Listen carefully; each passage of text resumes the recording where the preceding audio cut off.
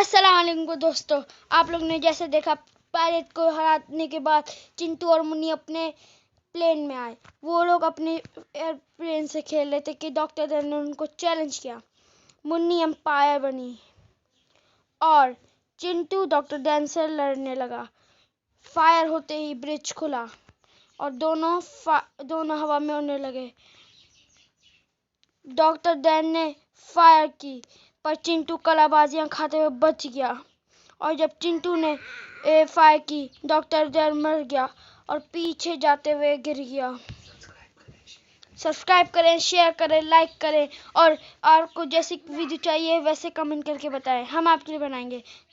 Thank you for watching.